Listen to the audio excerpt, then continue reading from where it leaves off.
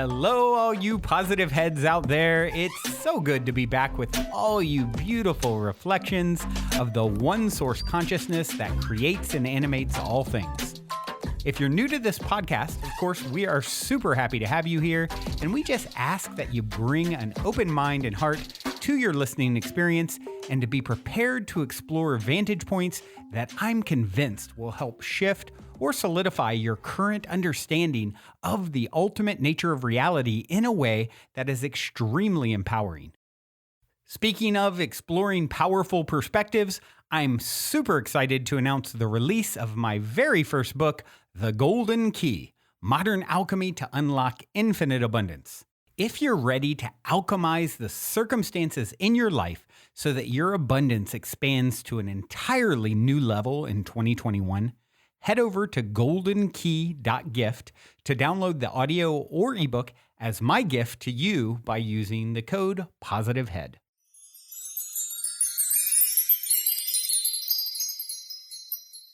All right, all you positive heads, welcome. Here we grow again.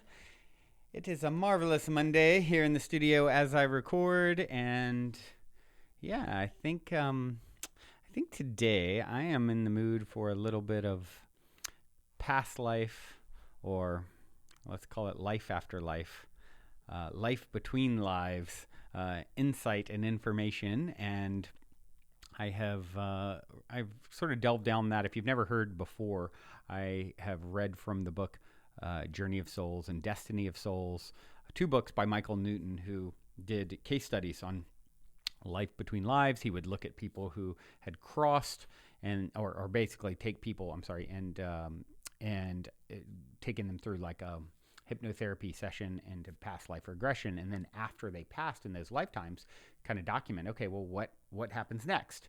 And then they would kind of give them, recount to him their experience on the other side. And he did this with thousands of people and sort of mapped out all the similarities and insight that he received from people of what it's like on the other side. So very, very fascinating, some very detailed accounts and stuff. And so I've been just reading sporadically from these books here and there for a while now.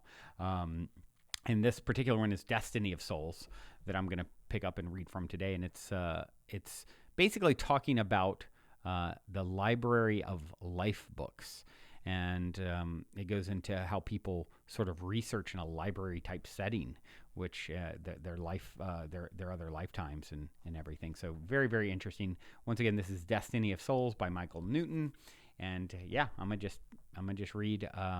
This is on page 150, the Library of Life Books. Many of my clients speak about being in research library settings soon after rejoining their soul groups. I have come to accept the idea that it is a standard learning imperative that we begin to study our past lives in depth right away. After I wrote about the place where our life records are stored in my first book, people asked if I was able to supply them with more details.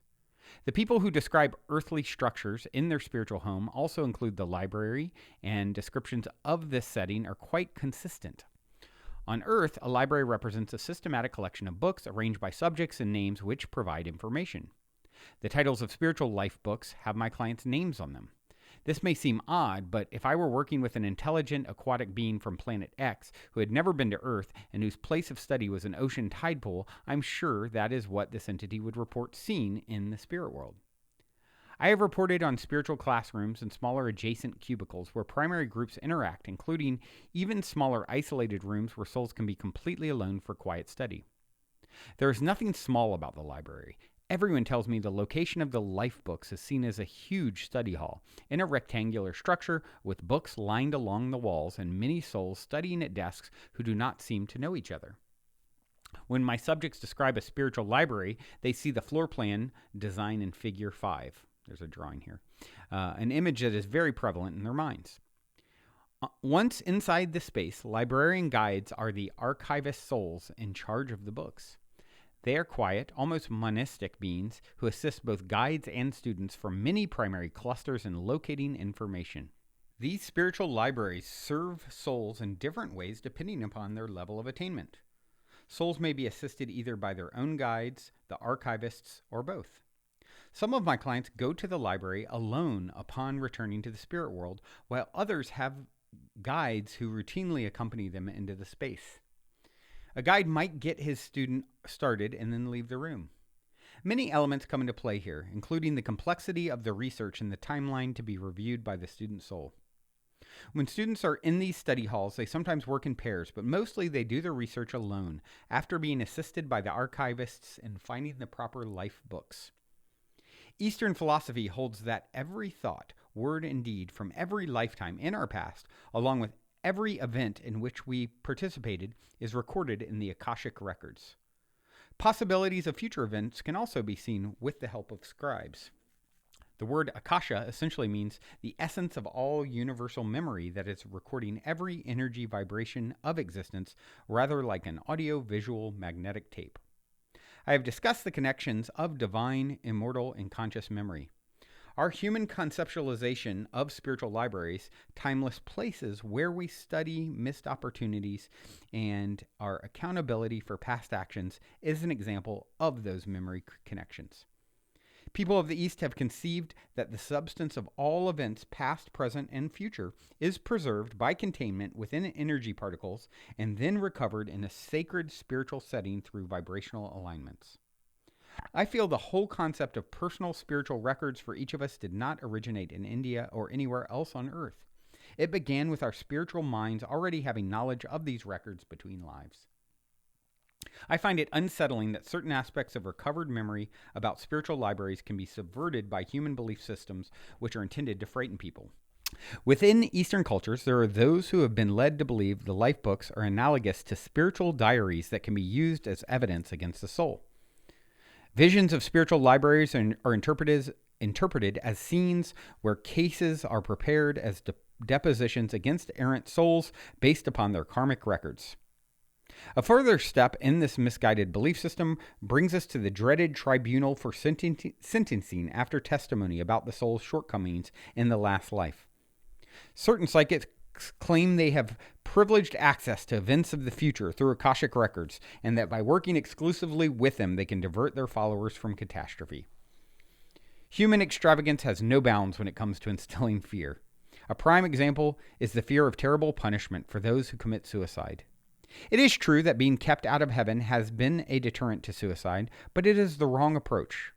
I have noticed in recent years that even the Catholic Church is not quite so adamant about suicide being a mortal sin subject to the extremes of spiritual punishment. There is now a Vatican-approved catechism which states that suicide is against natural law, but adds, by ways known to God alone, there is opportunity for salutary repentance. Salutary means conducive to some good purpose. My next case represents a subject who killed herself in her last life. She describes her examination of this act in a library setting. Repentance in the spirit world often begins here. Since I will be reviewing her suicide, this is a suitable point to briefly digress from the library and address some of the questions I've been asked about suicide and subsequent retribution in the spirit world.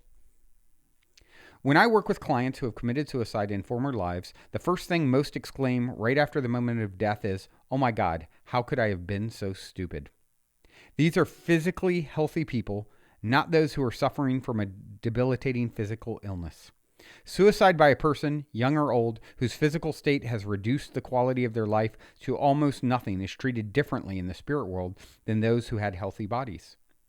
While all suicide cases are treated with kindness and understanding, people who killed themselves with a healthy body do have a reckoning. In my experience, souls feel no sense of failure or guilt when they have been involved with a mercy death. I shall give a realistic example of this sort of death with a brother and sister under the free will section in Chapter 9. When there is unendurable physical suffering, we have the right to be released from the pain and indignity of being treated like helpless children connected to life support systems.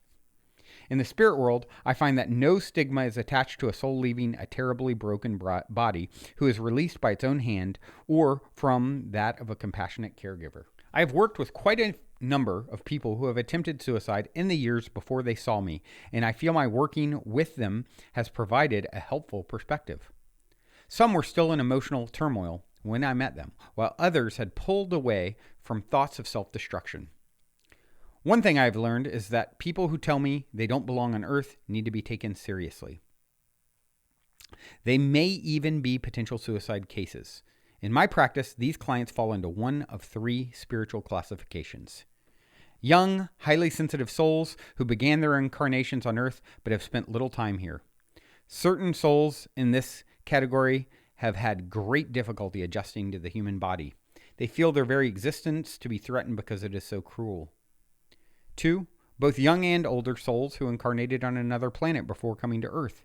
If these souls lived on worlds less harsh than Earth, they may be overcome by the primitive emotions and high density of the human body.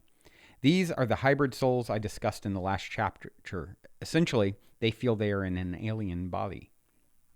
3, souls below level 3 who have been incarnating on Earth since their creation but are not merging well with their current body. These souls accepted a life contract with a host body whose physical ego mind is radically different from their immortal soul. They cannot seem to find themselves in this particular lifetime. What happens to souls involved with suicide in healthy bodies? These souls tell me they feel somewhat diminished in the eyes of their guides and group peers because they broke their covenant in a former life. There is a loss of pride from a wasted opportunity.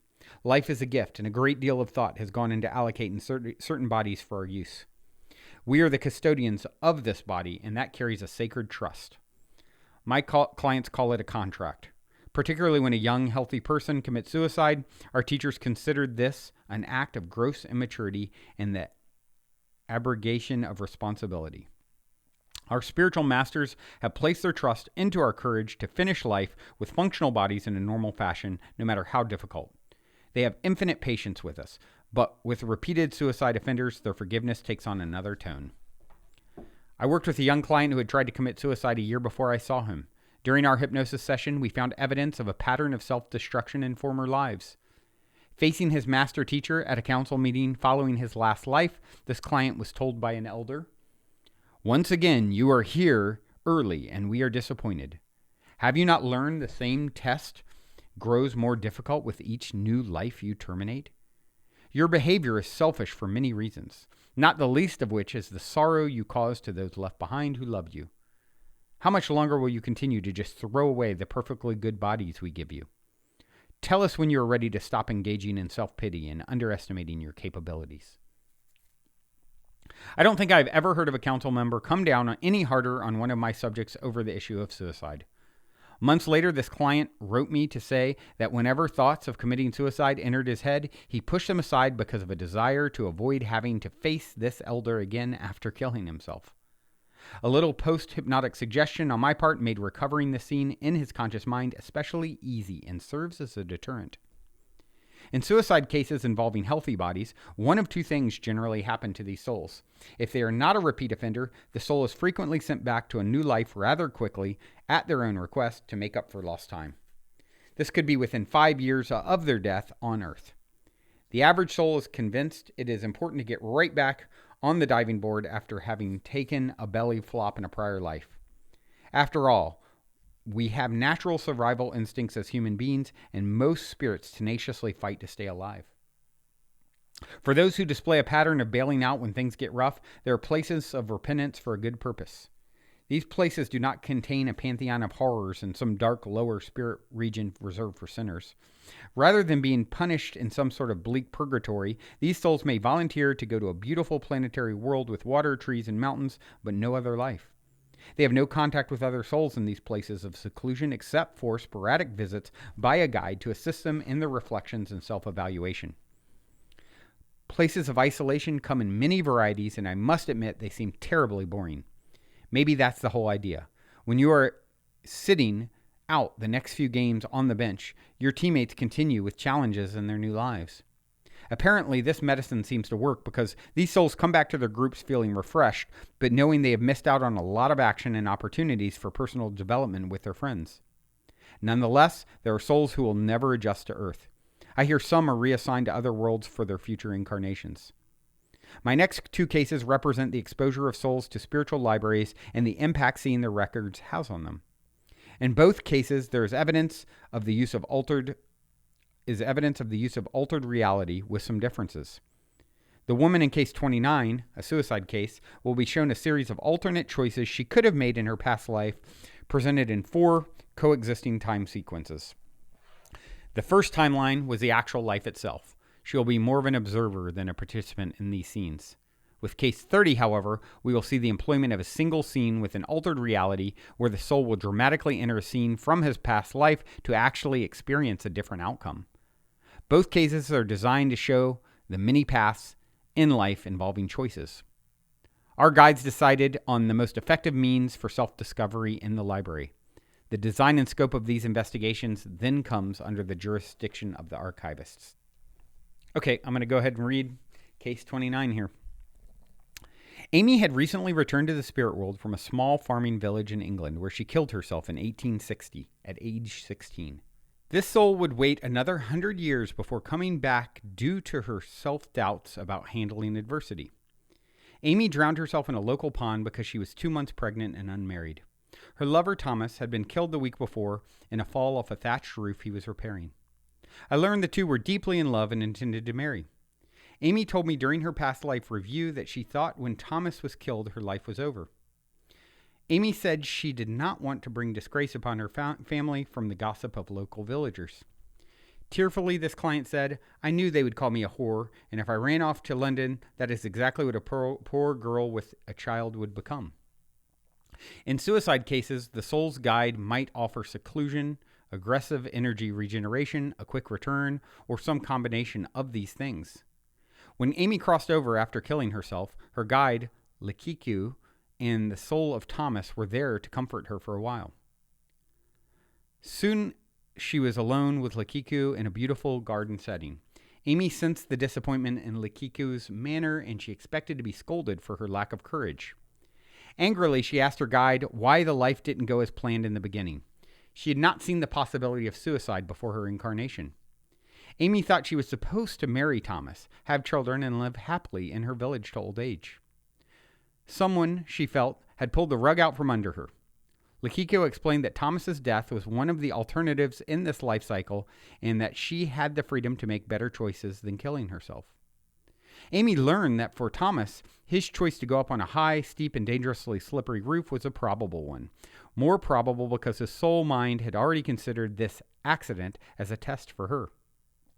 Later, I was to learn Thomas came very close to not accepting the roof job because of internal forces pulling him the other way. Apparently, everyone in this soul's group saw that Amy's capacity for survival was greater than she gave herself credit for, although she had shown tenuous behavior in her earlier lives. Once on the other side, Amy thought the whole exercise was cruel and unnecessary. Likiku reminded Amy that she had a history of self-flagellation and that if she was ever going to help others with their survival, she must get past this failing in herself. When Amy responded that she had little choices but to kill herself, given the circumstances of Victorian England, she found herself in the following library scene. Okay, so this is now a back and forth between Amy and the doctor. So I will, I'll just alter my voice a little bit when it's the doctor, so you can kind of tell who's who. Starts with the doctor asking a question.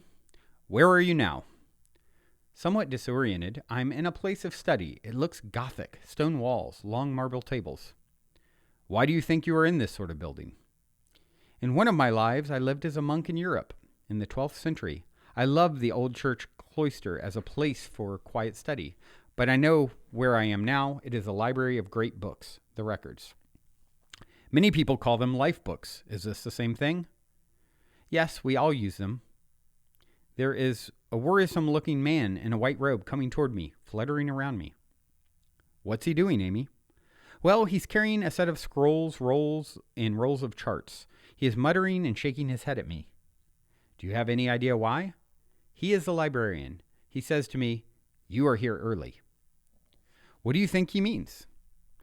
"That I did not have compelling reasons for arriving back here early."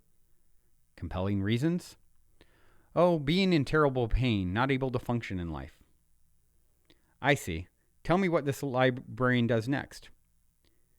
There is a huge open space where I see many souls at long desks with books everywhere, but I'm not going into that room now. The old man takes me to one of the small private rooms off to the side where he can talk without disturbing the others. How do you feel about this? Shakes head in resignation. I guess I need special treatment right now. The room is very plain with a single table and chair. The old man brings in a large book, and it is set up in front of me like a TV viewing screen. What are you supposed to do? Pay attention to him. He sets his scrolls in front of me first and opens it. Then he points to a series of lines representing my life. Please go slowly here and explain what these lines mean to you, Amy. They are lifelines, my lines. The thick, widely spaced lines represent the prominent experiences in our life and the age they will most likely occur. The thinner ones bisect the main lines and represent a variety of other circumstances. I have heard these less prominent lines are possibilities of action as opposed to the probabilities. Is that what you're saying? That's right. What else can you tell me about the thick versus thin lines? Well, the thick line is like the trunk of a tree and the smaller ones are the branches. I know the thick one was my main path. The old man is pointing at that line and scolding me a bit about taking a dead-end branch. You know, Amy, despite the archivist fussing about these lines, they do represent a series of your choices. From a karmic standpoint, all of us have taken a wrong fork in the road from time to time.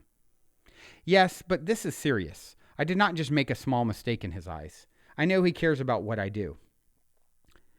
I want to hit him over the head with this damn scroll. I tell him, you go try my life for a while.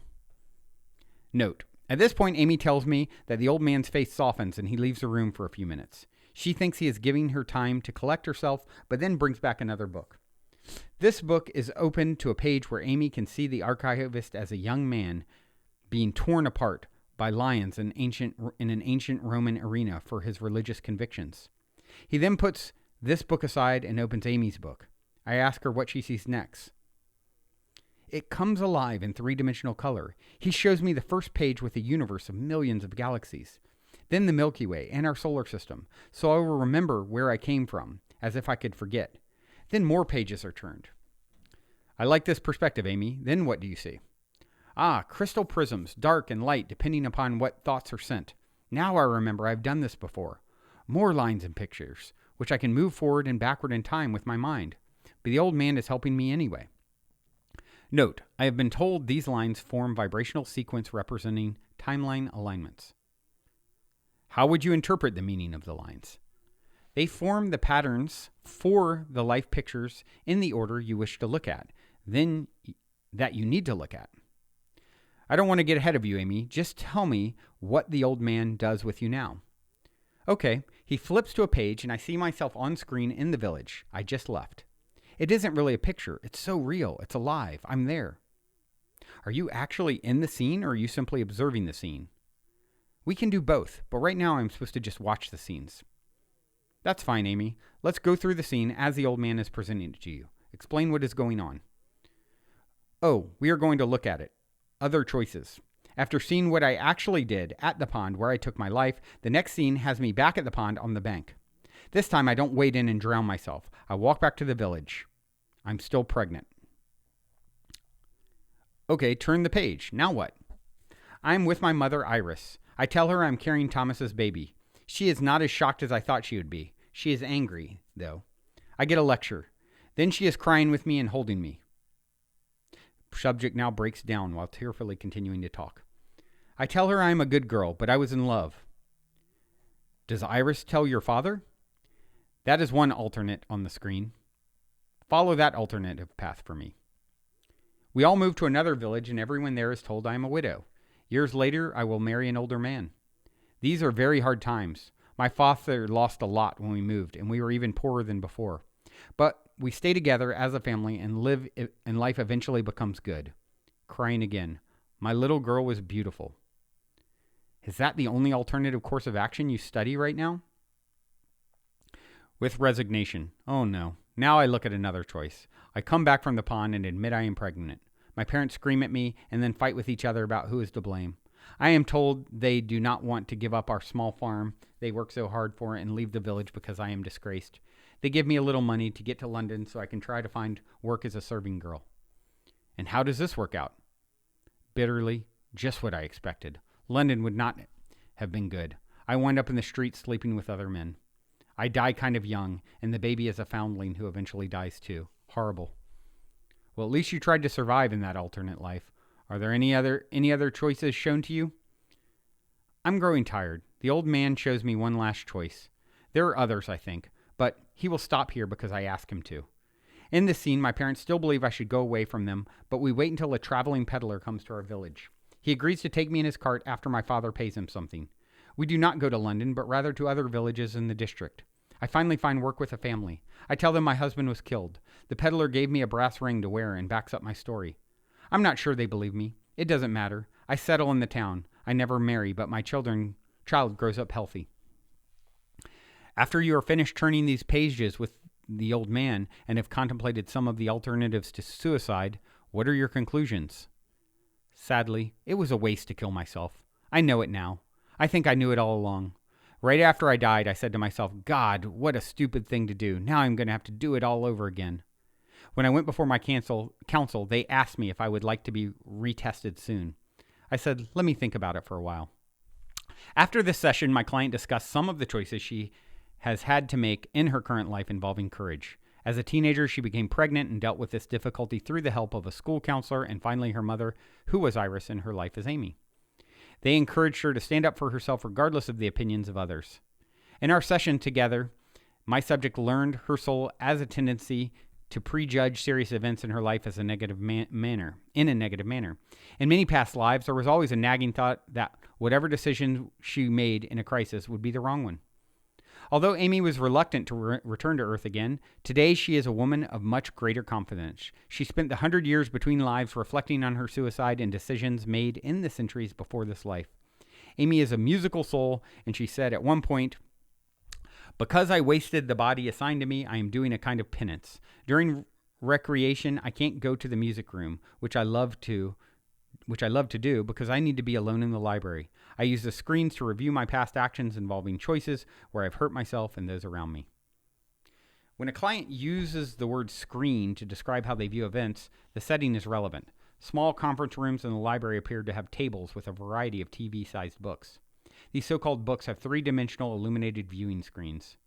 One client echoed the thoughts of most subjects when she said, these records give the illusion of books with pages, but they are sheets of energy which vibrate and form living picture patterns of events.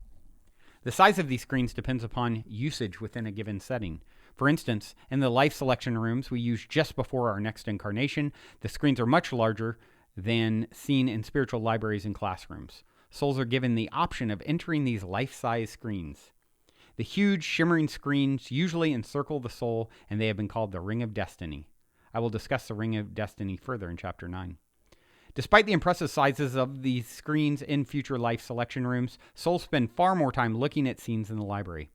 The function of the smaller library screens is for monitoring past and current time on Earth on a continuing basis. All screens, large or small, have been described to me as sheets of film, which look like waterfalls that can be entered while part of our energy stays in the room. All cosmic viewing screens are multidimensional, with coordinates to record space-time avenues of occurrence. These are often referred to as timelines, and they can be manipulated by thought scanning. There may be other directors of this process not seen by the soul. Quite often, a subject will employ mechanical contrivances in their scanning descriptions, such as panels, levers, and dials. Apparently, these are all illusions created for souls who incarnate on Earth. Regardless of screen size, the length, width, and depth in each frame allows the soul to become part of a procession of cause and effect sequences. Can souls enter the smaller screens associated with books in the same way as with the larger screens found in the ring? While there are no restrictions for time travel study, most of my subjects appear to use the smaller screens more for observing past events in which they once participated. Souls take a portion of their energy, leaving the rest at the console, and enter the screens in one of two ways. 1. As observers, moving as unseen ghosts through scenes on Earth with no influence on events. I see this as working with a virtual reality. 2. As participants, where they will assume roles in the actions of the scene, even to the extent of altering reality from the original by recreations. Once reviewed, everything returns to what it was, since the constant reality of a past event on a physical world remains the same from the perspective of the soul who took part in the original event. As the dialogue progresses in my next case, it will be obvious that an unseen entity is recreating a past life scene, but with alterations. These adjustments are intended to elicit empathy and teach the soul in case 30. This case is an example of what some of my clients mean when they talk about entering worlds of altered time and causality through screens found in books, desk consoles, and viewing theaters. Although these space-time training exercises do not change the course of the original historical event on Earth, there may be other forces at work here. Okay, I think I'm going to stop there before we go on. Looking at the clock, and I'm really curious to see what this case is. Where it's talking about sort of a drop-in kind of scenario. Really, really interesting, and so I will mark this and at some point pick it up. And this is, if you guys really want to dive in, it's Destiny of Souls and Journey of Souls by Michael Newton. Very fascinating, right? And I just had a suicide happen. A couple in proximity to me. One person that actually stayed here at the manor for a while, who had a serious substance abuse problem, who one of the sweetest souls, and we had to ask him to leave because he just, he was so troubled, but so sweet and kind and good, and he ended up passing, and it's so sad because it's just like, I know the soul is like doing that very thing, like, oh my gosh, no, I got to do it again. Why did I tap out? And I think that is such an important piece. As the saying goes, if you're going through hell, keep going. It's like these are lessons that our souls have signed up through, and dig down deep and find the courage and find the support. If you're having any thoughts like this, the last thing you want to do, any of us want to do, is get to the other side and find out, it's a reset. It's like starting over, and then having to experience the same sort of things. That's one of the biggest motivations for me to get lessons that are coming my way. It's like, I don't want to repeat it, and suicide, what a big reset button. And so, I didn't know it was going to be about suicide when I dove in here, but I trust it's happening in divine timing for someone out there. And if you know anyone that's considering it, maybe, share this episode with them. I think it's important to help people to fully see the repercussions of our actions, and to know that there's support and those that want to be there for someone who's experiencing that too. So thank you guys for tuning in. As always, I do have a song to leave you with. This is my friend Nate, aka Equanimous is his artist name. The song is called Around the World. He's actually going to be swinging through here in a few weeks and going to be on a podcast, I think. So, hope you enjoy Equanimous, Around the World. Till next time, journey well.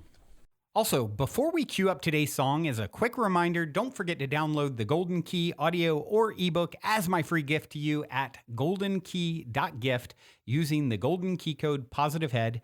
And please, if you enjoy my gift, leave a positive review on Amazon so others can unlock their lives with the help of the Golden Key as well.